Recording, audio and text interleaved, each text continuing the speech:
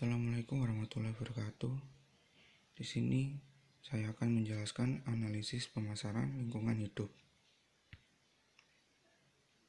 Berikut adalah anggota kelompoknya.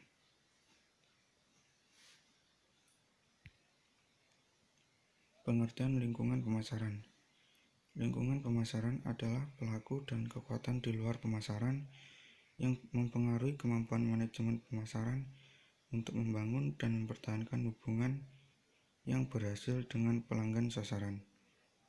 Lingkungan pemasaran terdiri dari lingkungan mikro dan lingkungan makro. Yang pertama adalah lingkungan mikro.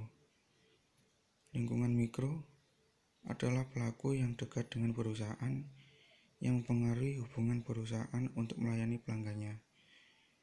Manajemen pemasaran tidak bisa melakukannya sendiri, melainkan adanya pelaku di dalam lingkungan pemasaran, yaitu perusahaan. Manajer pemasaran yang harus bekerja dengan departemen perusahaan lain untuk memikirkan konsumen. Mereka harus bekerja secara harmonis untuk mengantarkan nilai dan kepuasan unggul bagi konsumennya. Pemasok merupakan yang menyediakan sumber daya bagi perusahaan dan mempunyai pengaruh terhadap persediaan dan perusahaan. Perantara pemasaran, yaitu yang akan membantu perusahaan dalam menjual, mempromosikan, dan mendistribusikan produknya ke pembeli akhir. Pesaing, konsep pemasar yang menyatakan bahwa untuk menjadi sukses, sebuah perusahaan harus memberikan nilai dan kepuasan pelanggan yang lebih besar daripada itu pesaing melakukannya. Dengan demikian, pemasar harus melakukan lebih dari sekedar beradaptasi untuk kebutuhan konsumen sasaran. Publik, lingkungan pemasaran perusahaan juga mencakup berbagai publik. Publik adalah apa saja kelompok yang memiliki kepentingan aktual atau potensial atau berdampak pada kemampuan organisasi untuk mencapai tujuannya. Pelanggan adalah aktor terpenting dalam lingkungan mikro perusahaan. Tujuan dari seluruh jaringan pengiriman nilai adalah untuk melibatkan pelanggan.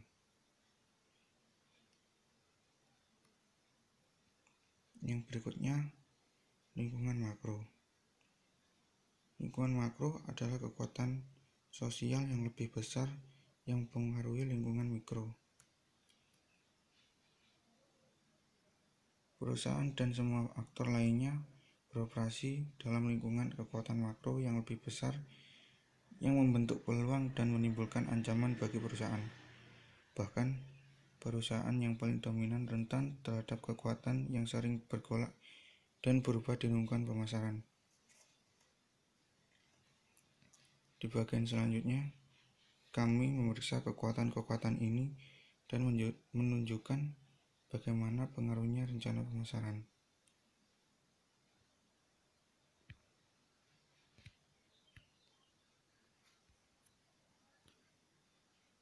Lingkungan demografis. Demografi adalah studi tentang populasi manusia dalam hal ukuran kepadatan, lokasi, usia, jenis kelamin, ras, pekerjaan, dan statistik lainnya. Beberapa tren demografis yang penting di Amerika Serikat ialah perubahan struktur umur penduduk. Keluarga Amerika yang berubah, penduduk yang lebih berpendidikan, kera putih, dan lebih profesional, meningkatkan keanekaragaman.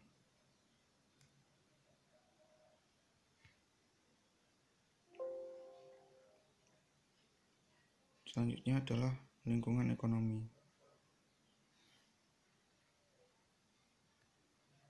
Faktor-faktor yang mempengaruhi daya beli dan pola pengeluaran konsumen ada penambahan pendapatan dan mengubah pola pengeluaran konsumen.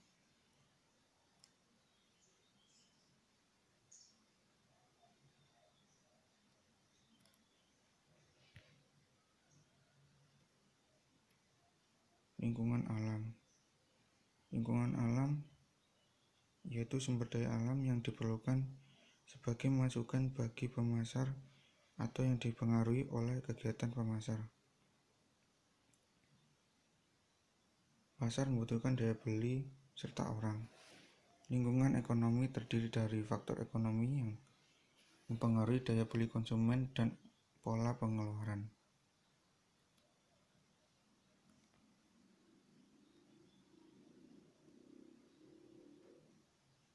Lingkungan alam menyangkut lingkungan fisik dan sumber daya alam yang dibutuhkan sebagai masukan oleh pemasar atau dipengaruhi oleh aktivitas pemasar. Pada tingkat paling dasar, kejadian tak terduga di lingkungan fisik maupun dari cuaca hingga bencana alam dapat mempengaruhi perusahaan dan strategi pemasar mereka. Lingkungan teknologi yaitu kekuatan yang menciptakan teknologi baru, menciptakan produk dan peluang pasar yang baru. Lingkungan teknologi mungkin adalah kekuatan paling dramatis yang sekarang membentuk kita takdir.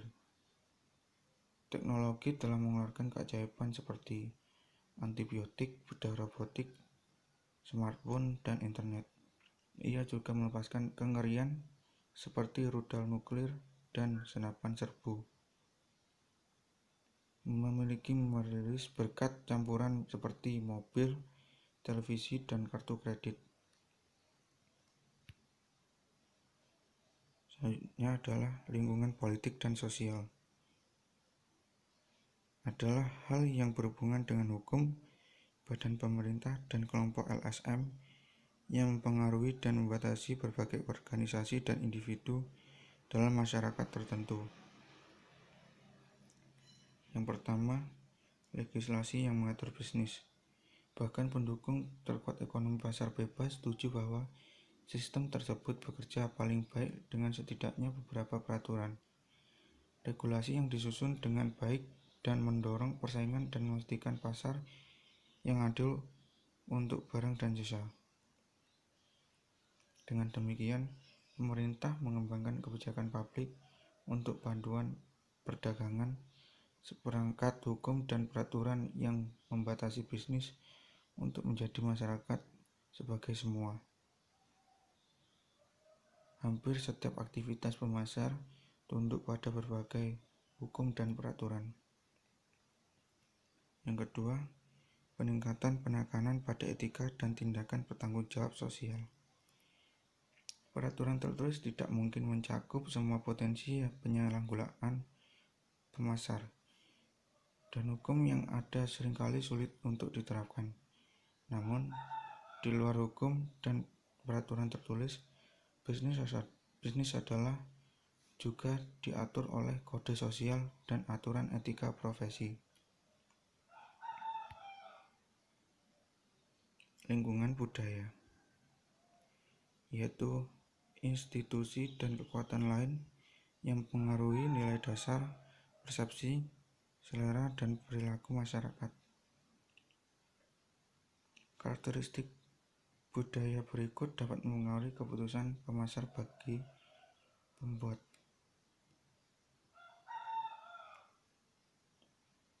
Kegigihan nilai budaya. Orang-orang dalam masyarakat tertentu memegang banyak kepercayaan dan nilai. Keyakinan dan nilai inti mereka memiliki tingkat ketekunan yang tinggi.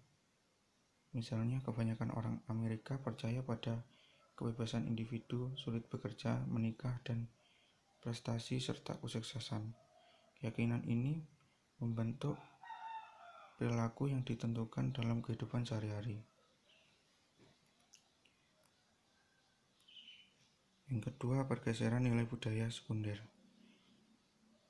Meskipun nilai inti cukup kuat, perubahan budaya tetap terjadi. Pertimbangan fakta grup musik populer, tokoh film, dan selebriti lainnya tentang anak muda, norma gaya rambut dan pakaian.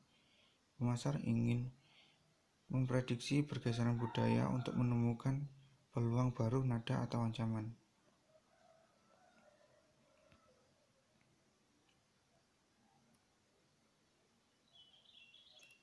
Menanggapi lingkungan pemasaran, seseorang pernah mengamati ada 3 jenis perusahaan: mereka yang membuat sesuatu terjadi, mereka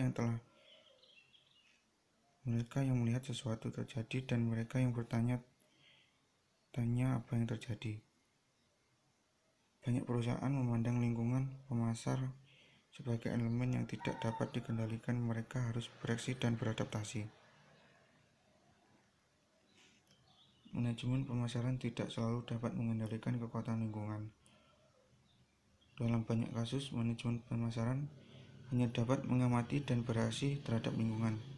Contohnya, perusahaan jarang berhasil mempengaruhi perubahan populasi, ekonomi, demografis, atau nilai budaya utama. Tetapi jika memungkinkan, manajer pemasar yang cerdik akan mengambil langkah proaktif daripada pendekatan reaktif terhadap lingkungan pemasar. Sekian penjelasan dari kami. Wassalamualaikum warahmatullahi wabarakatuh.